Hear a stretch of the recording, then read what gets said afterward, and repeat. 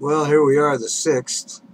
It's here in Hollywood, California. It's 6 p.m., 6:07 p.m., and the elections are getting ready to close up here.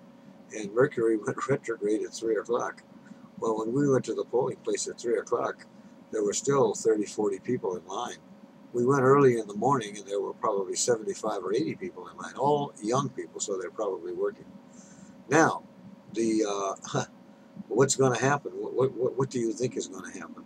Mercury retrograde while the polling is going on, and we don't have to worry about counting those votes like in Florida anymore.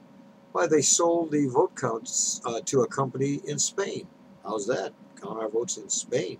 But the good news is the owner of the company is George Soros, the criminal Jew who sold out other Jews in the Second World War to get a nest egg to go to Israel to make money on the war business. What a nice guy. Obama's buddy.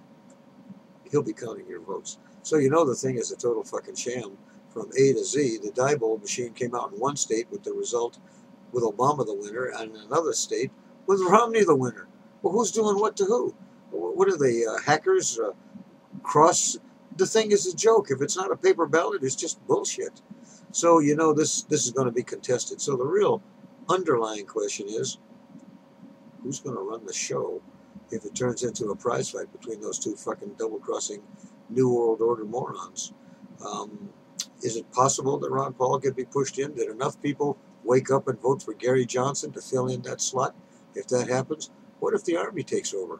You're listening to Benjamin Fulford and Drake, this guy Drake, talking about what a great fucking Daniel Boone he is, and he's just stalling and stalling around for the Army to do a takeover like they did in Egypt. Is there any good guys left? And then the people that are trembling are praying to God. So I'd like someone to tell me, what does God look like? And can you tell me one good thing that God has done? I've been a past life therapist for 40 years, and I know the top people in the field, and I know their research.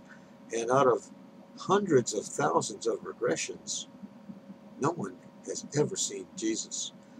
And if you want to learn a lot about reincarnation, Dr. Michael Newton's books, and he specialized in just taking people into between lives, into heaven. So he knows more about heaven than almost any other person on the planet.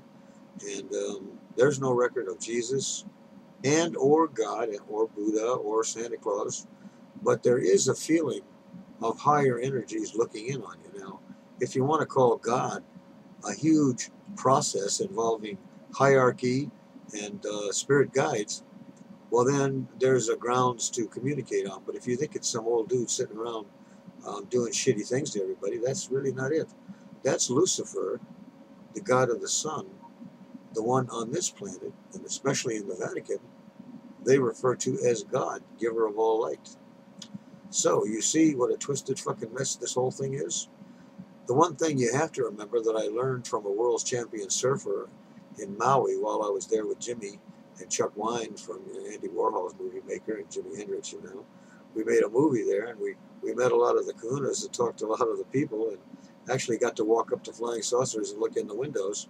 And what we learned from this one surfer who was a real estate mogul who he moved to the top of Haleakala and lived on marijuana, LSD, and papayas and macadamia nuts, and he just talked about compassion. And when you start to study the great masters, you'll find that all roads lead to compassion. Once your heart center is open, that's the bridge from the pineal gland to the heart called the antakarana.